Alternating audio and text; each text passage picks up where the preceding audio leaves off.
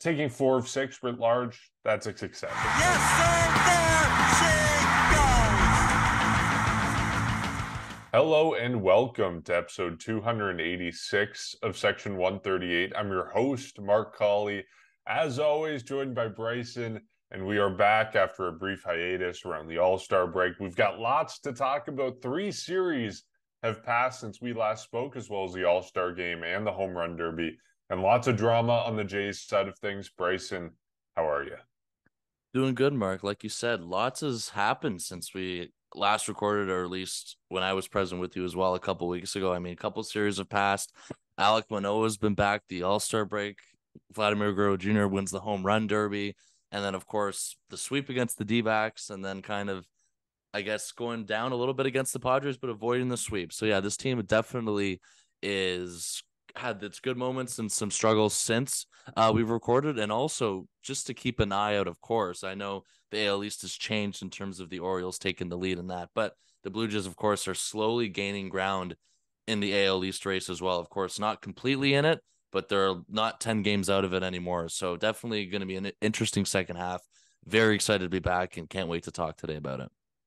Yeah, that's the other thing that's happening simultaneously with everything else. While everything is happening with the Jays, they are now only 5.5 games back of the AL East lead. That's shrunk from what you said. I think a season high 11.5 games back when Tampa Bay was on a tear, which they have certainly not been. They've lost 5 in a row, 3-7 in their last 10. They've been on a very rough stretch around the All-Star break. Baltimore now taking the lead in the AL East, and the Blue Jays are officially in a playoff spot as we record this. They are a half game up of the Houston Astros for the second wildcard spot, and of course 5 games back, or 4.5 games back of the Tampa Bay Rays for that first wildcard spot. So things are moving. There's a lot of moving pieces with the Jays right now, and a lot of different things happening. I guess we can start with the biggest moving piece, and that might be Alek Manoah.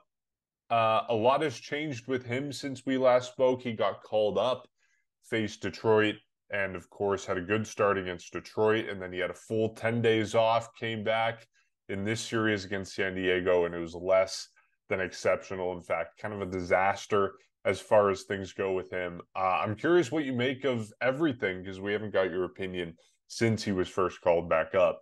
A, do you think it was too soon? B, are you concerned over what we just saw against San Diego? Where's your head at with Alek Manoah right now? Yeah, it was odd, first of all, when we first heard about this news. And I think even prior to our hiatus or whatever it was, we all kind of were in agreement that we weren't expecting anything until after the All-Star break originally, when, of course, he was recalled.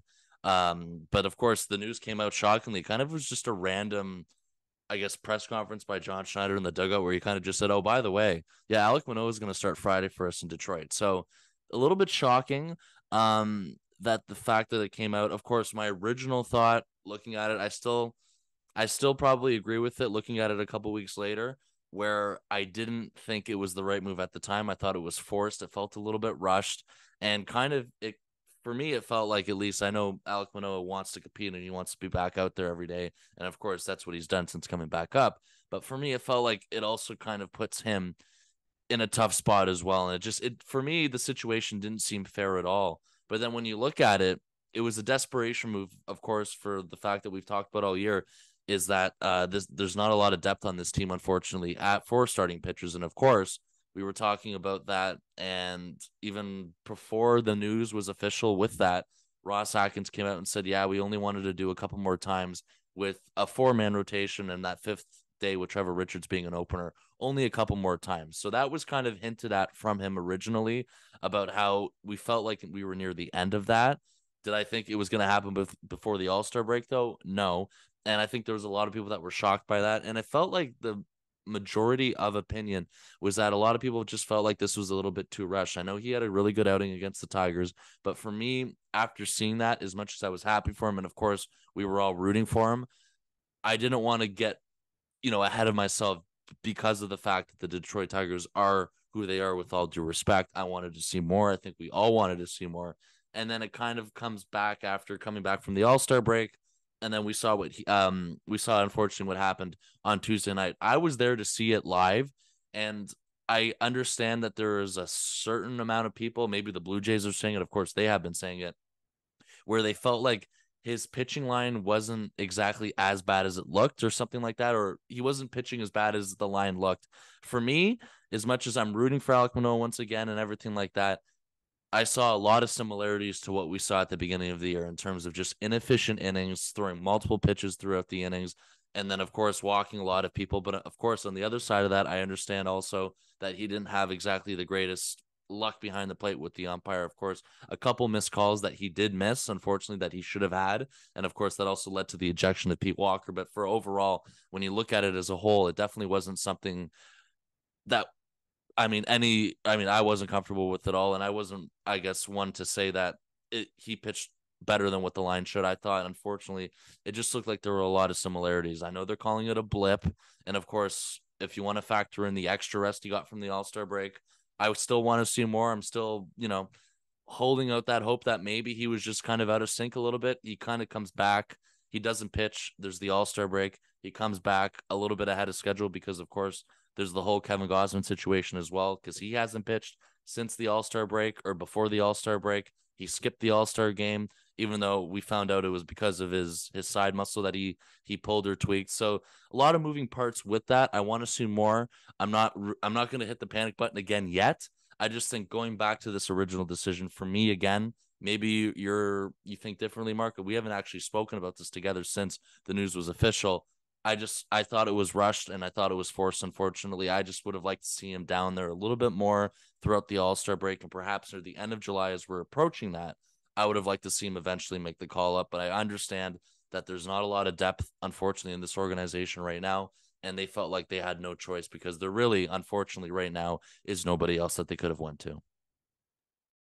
Yeah, I totally agree with you that it seems a bit rushed. And I said this on the podcast back when the news first broke that he was going to be starting against Detroit, because our expectation had always been that he was going to spend some more time in the minors, that he would get at least a couple more starts, it seemed like, in AAA, because I mean, we all saw what he did at the lowest level and his level of success there. And then, of course, the Blue Jays called him up. They saw what they needed to see. They brought him up to AAA, and then he had a solid start in AAA. But I would have liked to see him get a couple more reps in there, just to be sure. But obviously, the Blue Jays felt they had seen enough from him. And I don't know, part of me thinks that in retrospect, seeing all of this unfold, it kind of makes sense that they brought him up when they did, because Detroit is a very soft place to land. It's not a good offensive team, bottom five in baseball. But the second part of this is the Blue Jays kind of need to know what they have before the trade deadline. Like, as we stand now, about 2 weeks away, a little less than 2 weeks away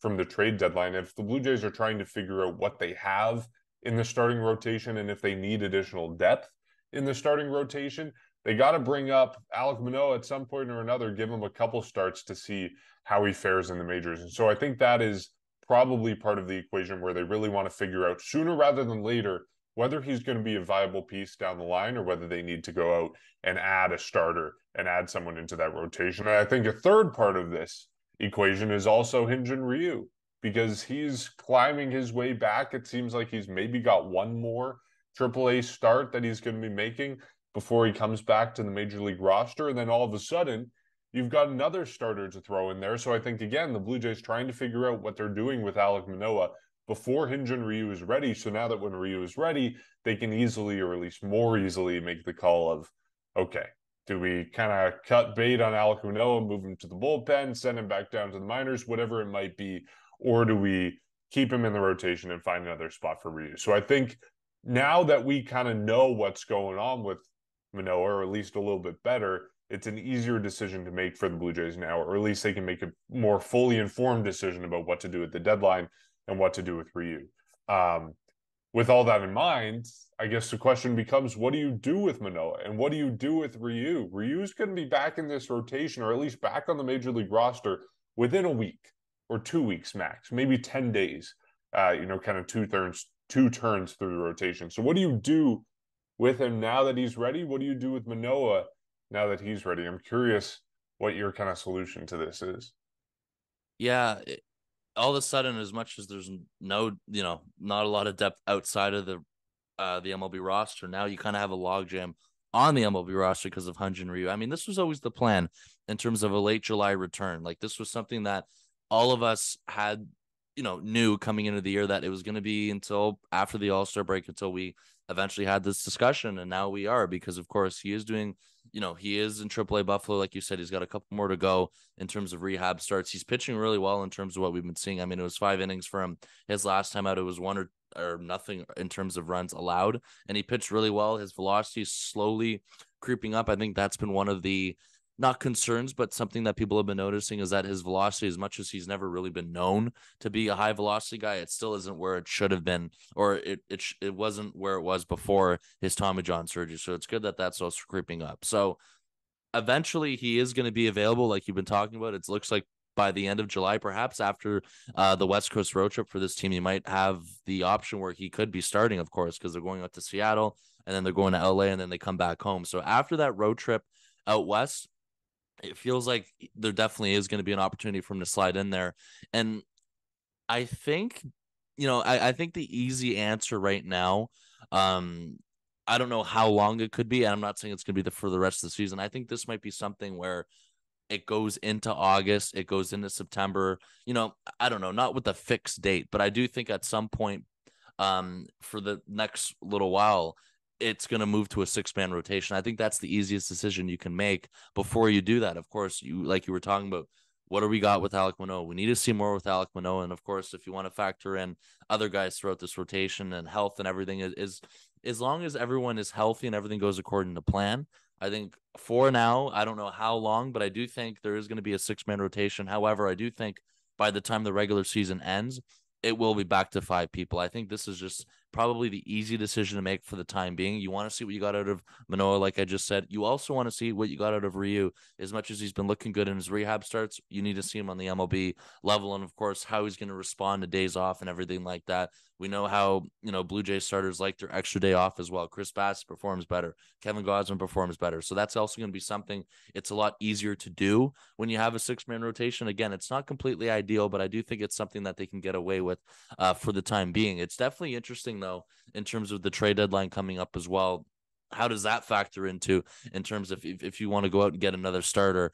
Then that kind of creates a logjam with 7 people technically. Who knows how that's going to work? Who knows who it's going to be, the type of caliber the person's going to be. I know you saw the report from a couple days ago in terms of a former Blue Jay, who I'd love to hear your thoughts on that as well, with Marcus Stroman. I don't know how likely it is. It doesn't seem very likely because of the price and everything like that. But other than that, perhaps it's just a traditional starter that they can get, a guy that can go back and forth. Somebody, it feels like they're going to add there somehow in terms of starting pitching. I mean, Ross Atkins came out and said in any possible way, it feels like he was hinting towards that. He was hinting towards a right-handed bat. And then, of course, he was also hinting at potentially another bullpen arm that they can add. So that's going to be another, I guess, talk of discussion and kind of add on to this discussion, because when the trade deadline does pass, and then if they add another starter, which again seems definitely possible, how does that all factor in with potentially 7 people? For me, the easy route right now, when you look at it, when you look at Ryu on the way back, is 6 people. And then by the end of the year, when you have everything figured out, hopefully closer to the playoffs, hopefully we can have that discussion. Then you go back to a 5-man rotation, then you can kind of figure things out from there. That's just the easiest way I see it right now. When you look at it, everybody's pitching well, besides the fact you need to see Alek Manoah. You want to see how he responds going forward. Besides him, everybody deserves to be in that starting rotation for the second half of the season. So I think it's definitely created a unique situation. Yeah, I think that's probably the right call. I might disagree with you on the length that you go with a 6-man rotation. Like for me, ideally you only do it maybe 3 or 4 times for the rotation, because I think that gives Alek Manoah a real chance to prove himself, right? Because like 2 starts isn't a sample size. Like and you're right. Like he was getting squeezed a little bit in his last start against San Diego, but I mean, I still maintain that it was a very sloppy start from him. You walk 5, that's not all down to the umpire. So yes, he deserves a little bit more of a chance. Give him a couple more starts, see what you really have, especially with some teams that aren't terrible offensively, but aren't great offensively. Like San Diego was one of them. Seattle's going to be another one when Manoah starts at the end of this series. So give him a chance. Again, maybe 3 or 4 starts, but after that, I really do want to see the Blue Jays make a decision, because ultimately a six-man rotation might sound great, but that means you're losing a guy out of the bullpen or you're losing a bat on the bench because you're running with an extra long rotation. And I think, especially down the line in a playoff race, that's going to cost you a lot more than having an extra guy in the rotation might help you, especially because the Blue Jays aren't really doing it as a conscious choice. It seems like it's just doing it because they're kind of forced to with the way the roster is constructed right now. So that's my personal preference. As for what happens after 3 or 4 times for the rotation, like, are you choosing between Manoah or Ryu in the rotation? Are you sending one of them to the bullpen, or again sending one of them to the minors? In which case, it would be Alek Manoah underperforming. Like, I don't know what you do at that point. Running with a six-man rotation is just kicking the ball down the road a little bit, gives you a little bit more time to figure it out. But again, this is all complicated by the trade deadline. Personally, I know Ross Atkins has said that a starter is kind of a priority and something that they're pursuing. I don't really see it happening, to be honest. I think everything that we just discussed underlines why a starter doesn't make a ton of sense for the Blue Jays right now. And so, as much as they may love it, as much as they may love to add a starter to the mix, I think just as many guys as they have, as many moving pieces they have right now, it's just too complicated to consider right now. That being said, you brought up Marcus Stroman, so let's talk a little bit about Marcus Stroman.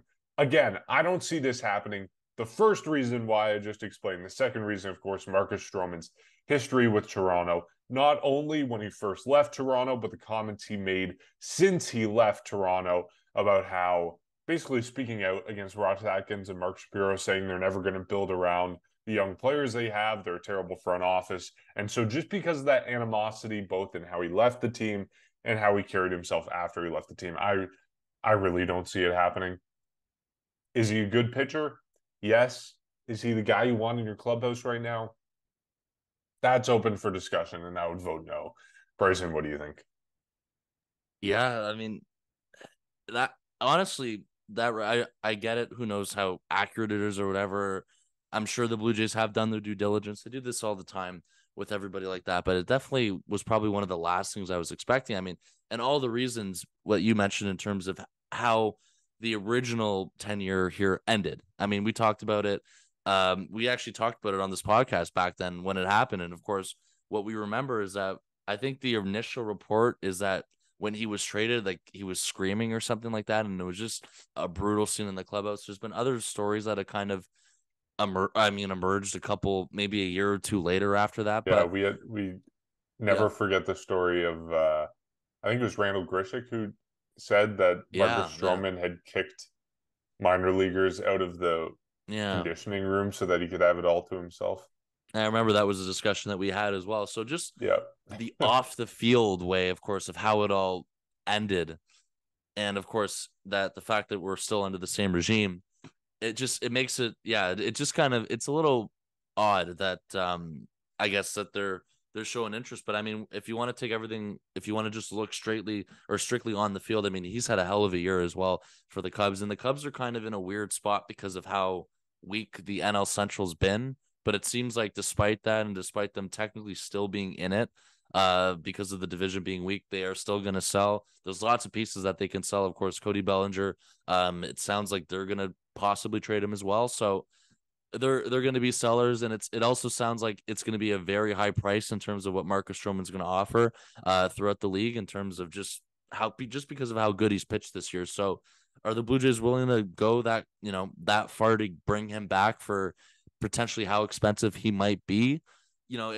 It kind of just you all wonder that. And of course, he's under contract for this year, and then he's going to be a free agent, I believe, or he has a player option for 2024. So you don't get a lot of, I guess, term with that. And of course, it comes with the chance that he can easily decline it and go to free agency, even if you do get him. But yeah, it all kind of comes down to the fact, are they willing to spend that much to bring him in there, despite. And then if you want to factor into the Blue Jays rotation, there's 6 people right now, or at least going to be by the end of July. How does that all happen, or how does that all work in terms of a six, or if you bring in a seventh guy into the fold? I don't know. I mean, it kind of seems like a headache on paper when you do that. But of course, if they do bring in a pitcher, for me, again, if they do, it'll be somebody that can potentially go back and forth from the bullpen or anything like that. It's going to be more of a depth piece. That's my initial guess. Of course, definitely could be wrong, but yeah, it just, as much as there's a lot of people who would get behind the idea of a reunion. When you think about it in reality, it feels like the likelihood of it happening is very slim. Of course, you can't rule it out completely, but it just seems like there's too many moving pieces, and it's not really just at right now. It's not exactly a perfect fit because of the amount of the amount of people that they have in the starting rotation. Of course, I'm sure he'd love it to come back here, and I'm sure there'd be again. There's a lot of people that would love that and all, but it's just where everything kind of lines up and fits in. I don't necessarily think it makes sense, but it definitely is interesting. Again, going back to the beginning of this, how the Blue Jays were or still are potentially interested in that after just the way everything ended. And of course, even after that, there were some moments as well. I remember the offseason comment he made about how, this front office will never spend and everything. And then a week later, they signed George Springer. So I don't know. There's a lot of moving parts to this. It's a very complicated situation in terms of how this all ended back in 2019. So that's kind of where things stand. I get it. A lot of the clubhouse as well is different now. So Randall Grichuk's not here. There's a lot of people that aren't here who were here when he was here. So I guess that's another factor you could think of. I mean, I don't know, but kudos to him. He's having a really good year. And it sounds like regardless if it's the Jays or not, he will be on the move somewhere along with the guy like Cody Bellinger. And Cody Bellinger is a guy that I would love to have on the Yeah. Blue Jays. Yeah. I would pick him 10 times out of 10 over Marcus Stroman right now, not just based on field production, because they're both having phenomenal seasons, but just based on what the Blue Jays need. Like, yes, I can understand how this roster would be improved by adding a fifth starter as type of depth in case anything happens, because we know that as much as the Blue Jays have 6 guys vying for 5 spots right now, they have no one else in the system that can take a rotation spot. So yes, there is a need for depth. And if you go out and get someone like, I don't know, like a Ross Stripling type guy or Mitch White type guy, although you'd want someone higher caliber than Mitch White, but you get what I mean. Someone who can bounce back and forth between the bullpen and the rotation and help this team in multiple ways. That's the type of guy you're targeting. You're not targeting an ace like Marcus Stroman is this season. But Cody Bellinger, exactly what the Blue Jays need as well. Type of strong offensive bat that really is going to help the Blue Jays down the line. And so that's kind of top of my wish list. My wish list as we approach the trade deadline is a power bat that can really help the Blue Jays in that department. And it would have helped the Blue Jays in this series against San Diego Padres.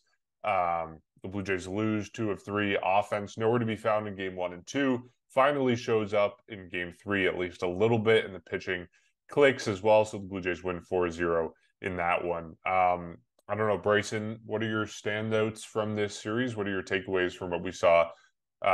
Obviously, considering we already talked about Alek Manoah, because I think that's a big takeaway. Of course. So yeah, we discussed that with Alek Manoah. I think honestly, the takeaway, as much as we've been on break for a couple weeks, it might be the exact same thing. It is frustrating. It is up and down because 10 think runners about it. left on base. And then when you go back to the series before that against the Diamondbacks, they were hitting with runners in scoring position at all points throughout the series. It was beautiful the way they were playing against Arizona. I mean, if you look at the first game, they went 7-2, and then they went 5-2 the second game. There was clutch hitting everywhere, all over that series. And then all of a sudden, and of course, 7-5 in the third game against Arizona, all of a sudden, it feels like, the way they went into the All-Star break, it was good. They come out of the All-Star break with a sweep. Potentially, you're starting to think, is this the run that we were all thinking is going to happen in terms of them completely just racking up wins? Of course, they did that, but it didn't exactly carry over in this series, like you said. And I thought especially today in the third game on Thursday, just as much as they won, a lot of sloppy play. I mean, we've talked about the miscues defensively, the base running, people getting picked off, people being caught stealing, maybe in situations they shouldn't be running, double plays. It was just kind of a mixture of everything, but they won.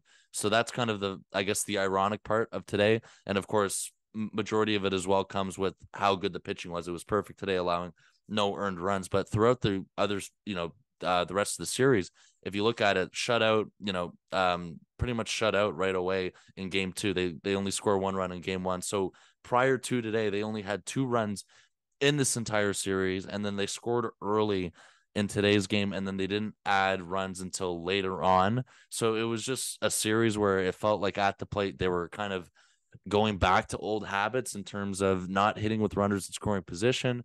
striking out a lot, double plays, and then of course miscues again defensively. It was a sloppy game, but they came out with the win today. Thank goodness they came away with the sweep. And San Diego isn't anywhere close to as good as Arizona's been this year, which also makes it odd of how differently they played throughout, I guess, both series. So I mean, it just remains the same story. It's a very good baseball team. When they're firing on all cylinders, they are potentially great. They are. But unfortunately, we see flashes of it. We don't see it consistently enough. And then that's when they kind of go down to where we're talking about in terms of a good team, where they have, of course, the starting pitching for the most part, besides that Manoah start, was very good throughout the series, or good throughout the series. I mean, Barrios pitched well as well, going back to game 2 of the series. So that's kind of just the difference it makes. And as much as that's the case, again, they're making up ground slowly and slowly in the AL East. I'm glad they're, of course, they're within 5.5 games. The Orioles have already retaken the division for the first time pretty much since opening day over Tampa Bay. They continue to slow down a little bit. So they are still in this. Of course, the playoff spot, the wild card spot is locked up right now. They just need to continue to keep playing well. It's just the frustrating part is the difference of level they have when they go from being great in terms of, hitting with runners and everything like that. And then when they go down to, again, scoring 2 runs in 2 games and just struggling to get by. And of course, finally they came through again, though, of course, with the big hit late in the game from Alejandro Kirk today in game 3 of the series. So those are kind of the takeaways from that. Of course, you would have liked to have a series win, but when you're down 2-0 like that in a series, the best course of action, of course, before you hit, and of course, in their case, before they head out to the West Coast, is avoiding the sweep and coming away with the win.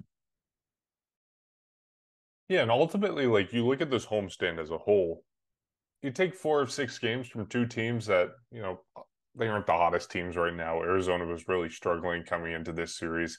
San Diego has struggled all season, but they're competent teams. It's not like it's the Detroit Tigers who you get no hit by. Like these are 2 teams that have the talent to win. And so taking 4 of 6 writ large, that's a success. Of course, once you know that they sweep the Diamondbacks, you hope that they can take 2 of 3 from the Padres. And I think the expectation is that they take 2 of 3 from the Padres and they exit this homestand with 5 of 6 instead of 4 of 6. And of course, that would have made a sizable difference in the playoff race right now. And of course, that's something we're keeping tabs on now. But by and large, when you zoom out a little bit and you see they made up some ground in the race, they kept pace with some of the top teams. Like, it's a success overall.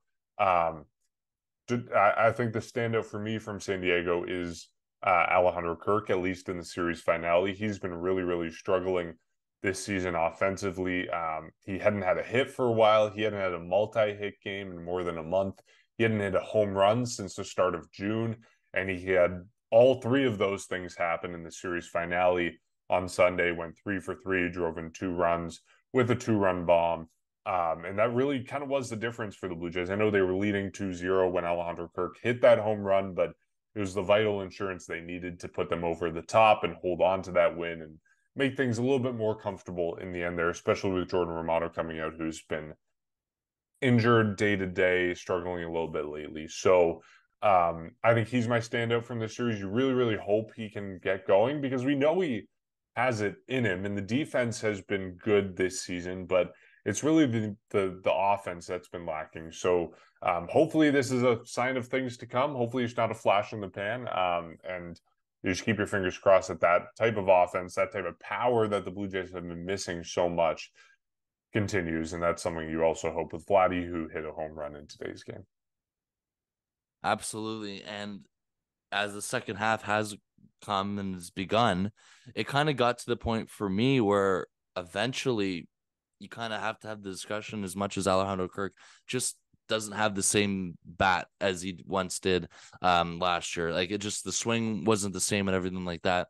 And Danny Jansen, who's been having a really good year and has really pretty much brought his numbers up, it felt like, at what point, for me at least, when are they going to start, I guess, not rotating both of them and, leaning more towards Jansen? And of course, Alejandro Kirk, if he can kind of build off of this, you can kind of end that discussion very quickly, and you can go back to having the fact where you can rotate both of them in and everything like that. So it's just a thing where you look at this lineup, and of course we've talked about the guys this year that have been carrying it. We've talked about the guys who have been up and down, and we've talked about the guys who just haven't exactly performed at all, unfortunately, and well below standards. And there's been a couple of them, and of course, one of them has been Alejandro Kirk, who is unfortunately just again like what you've been talking about, hasn't been the same hitter to what we've been used to seeing. So for whatever reason that was, from going back to spring training or whatever it was, it just that's been the case in terms of there's been no power, there's been more strikeouts than usual and everything like that. It just unfortunately he just hasn't looked comfortable at the plate. But of course, he had a really big moment today that we've touched on a couple times already now, where he adds insurance in the bottom of the eighth. It gets the Jays up 4-0, and he hits he crushed the ball. And we haven't seen a lot of those swings this year, going back to what we've been saying. So that was also good to see. I mean, he crushed it. It was 103, I think, miles per hour in his exit velocity, and he just crushed it to left field. It was a slider. So we need to see more. Unfortunately, we can never, I guess, you don't want to jump the gun and say, yeah, this is where kind of his turnaround begins. But of course, the fact that he showed a flash of it, and we know that he's done this in the past, like you've been talking about, it gives you maybe a glimmer of hope that he can somewhat, just perform better at the plate. So, I mean, that's something that, of course, this team needs, going back to what I was saying of how there's been a couple guys in this lineup who have just been underperforming, and a team who has been inconsistent with runners in scoring position, everything like that. I mean, it's a no-brainer when you talk about how much better the lineup can be if he can kind of turn into that player that we once saw last season too. And on top of that, Danny Jansen's been playing very good offensively and defensively. And I mean, that just makes your catching position a lot better overall. So I think that's something where it was good to see today. You want to see more of it, and it'll depend. You'll until you have to kind of wait and see I guess to find out for sure if he will be back. But it was definitely something that it was important that he did it himself. And it was also, when you look at it, when it happened today with this home run, it was also very important for the team. Despite, I understand that San Diego was scored, 0 runs all game, but it's just the fact of adding the insurance. And it was something that was much needed later on late in the game today. And shout out to Kirk as well for his defense in today's game, or at least pitch calling, because Chris Bassett had another good start. 6 innings pitched, 4 hits, no earned run, 1 walk, 5 strikeouts, and that was something that the Blue Jays really needed after the bullpen got lit up in Saturday's game, and Manoah didn't have an ideal start on Friday. So all things keeping in mind, Bassett and Kirk have paired really well, especially after the concerns we had not too long ago about the whole pitch calling thing, the whole pitch calm thing. It's kind of worked out for the Blue Jays in that way. Okay, should we talk a little bit more about the playoff race heating up? I don't know if we want to get predictions in of if the Blue Jays can compete for the AL East title. This hot start to the second half has got a lot of people talking. We talked about it earlier, 5.5 games back now of the AL East lead. That's something that, if everything goes right, you can make up that gap in 10 days, 15 days. You're talking about things flipping on its head in 2 weeks.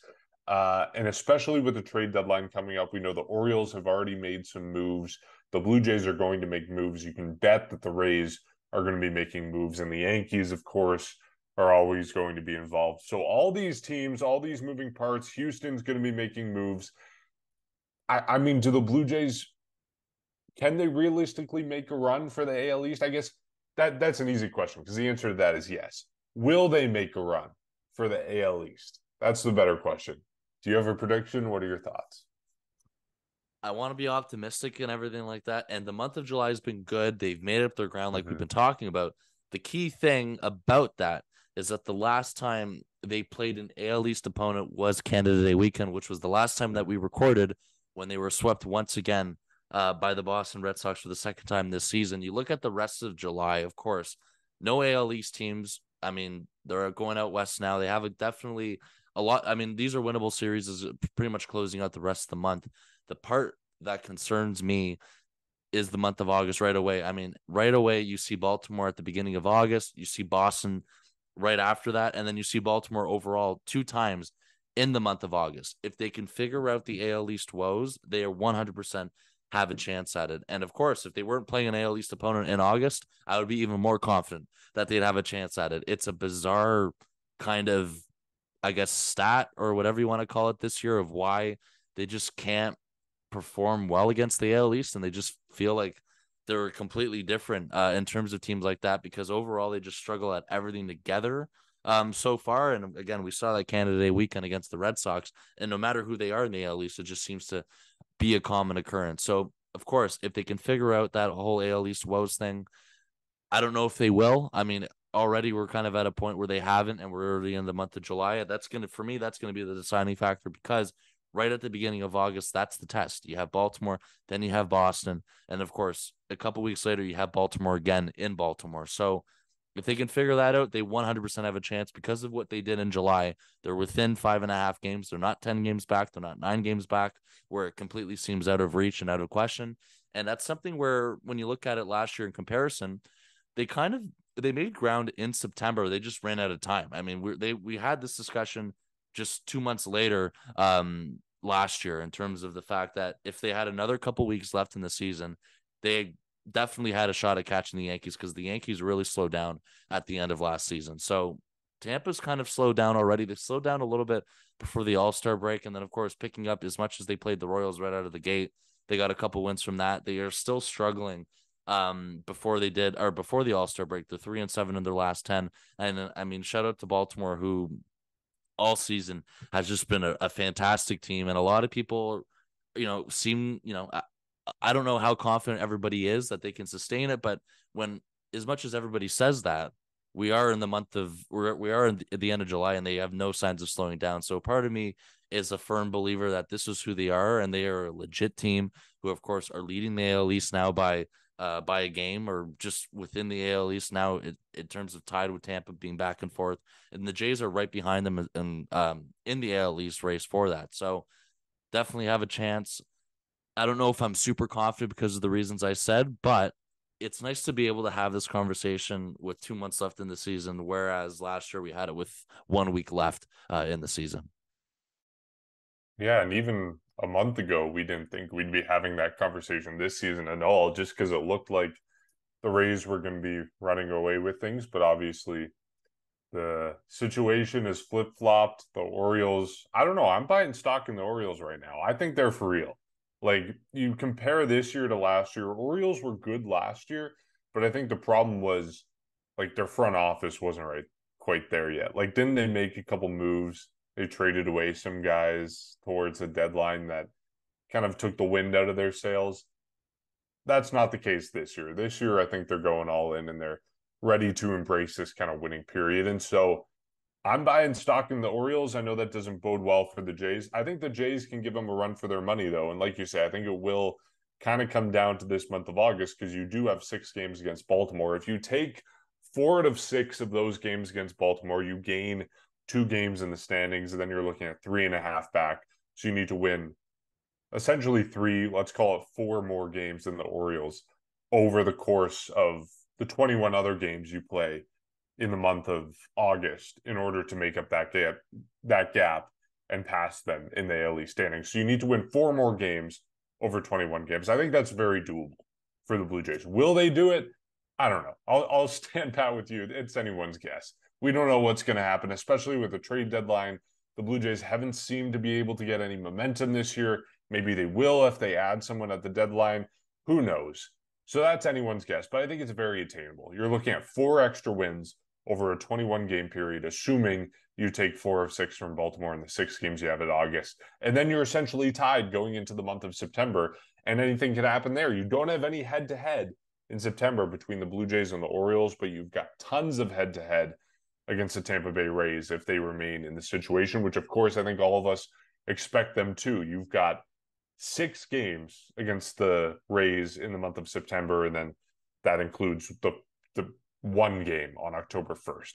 So either way, I think those 12 games against Baltimore and Tampa Bay in the remaining 2 months of the season, that is going to be what this season comes down to. And we've been saying that since the start of the season. It's just playing out right now. So it's going to be exciting final 2 months, but the Blue Jays are definitely in play. They just need to step it up a little bit, especially in those head-to-heads against the AL East, because that has been an area of very real, very severe struggles this season for the Blue Jays. Okay, the Blue Jays are heading out west. After welcoming the West at the Rogers Center, they're heading out to the West themselves with a series against the Seattle Mariners at T-Mobile Park. Vladimir Guerrero Jr., very familiar with hitting home runs at T-Mobile Park. We'll see if we can do it in this series as well. The starting pitching situation, it's Yusei Kikuchi versus Bryce Miller. Tomorrow on Friday, Miller is a 3.66 ERA this season. Saturday, it's going to be Kevin Gausman versus Logan Gilbert. Gilbert is a 3.65 ERA. And then the series finale on Sunday is going to be Manoah up against Brian Wu. Wu is a rookie this year, has made 8 appearances in the majors, 4.74 ERA. I've got my series predictions ready, so I guess I can go first. I say they win Kikuchi, win Gausman, lose Manoah. I think that's the easy road to take. Jacob is predicting the same thing. Bryson, I imagine you might be in the same boat on this one. First episode back in a couple weeks. I think the easy route and the safe route is to go the same. Yeah. And of course, before you even spoke, that was also my thinking on that. We had a whole episode on Manoah. We need to see more. And, you know, I don't necessarily think there's a lot of confidence right now in terms of us, you know, just because we need to see more from that. And of course, Gausman is back finally for the first time since prior to the All-Star break. He's going to be all well rested, and hopefully I'm sure he's going to pitch well. And of course, Kikuchi against his former team tomorrow night. I think he's also, you know, definitely going to be motivated. I mean, regardless, I think that they're in line to do well this weekend and Friday and Saturday. And the Mariners again are still a team going back from April who are kind of just haven't been the same so far. So they have a really good opportunity to do that this weekend. And kind of funny how I'm sure you were following the story of the Blue Jays kind of having their own section in the Mariners store before it was kind of removed after some players were voicing their displeasure. And of course, on top of that, they're going to have home field advantage.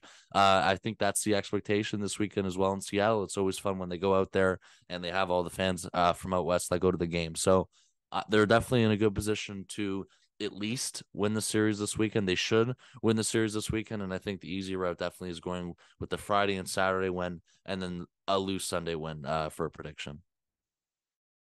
I got to be honest. I think the blowback that the Mariners got for having the Jays gear in their team store is dumb. Because if you go to other ballparks, like for example, I think it's Fenway Park. If you're there for a Jays series, they sell Jays gear, or at least it's gear that has like the series printed on it. It'll say like Boston versus, and I'll have the Jays logo on it. So like, I don't know. I've seen that type of thing at other ballparks. I don't think it's that dumb. I think Mariners players were making too big a deal of it. Mariners fans making too big a deal of it. Like they're just making money. The money's all going to the same place anyways. Like it's like, I don't know.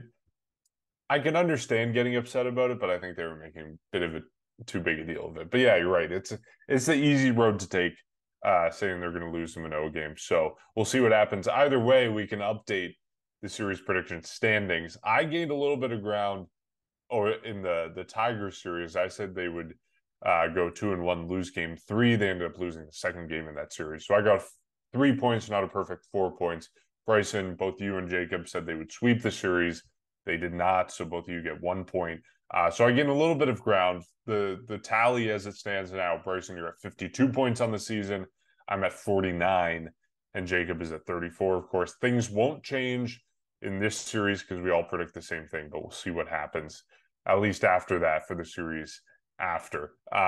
Okay, thank you to everyone who tuned into this episode. Hopefully we'll be settling back into a series-by-series schedule now that we have got the All-Star break jitters out of our system, I guess. As always, you can support our podcast on Buy Us a Coffee. You can join our Discord. You can check out all our social media. Everything is in the links below this episode, and we will catch you next time.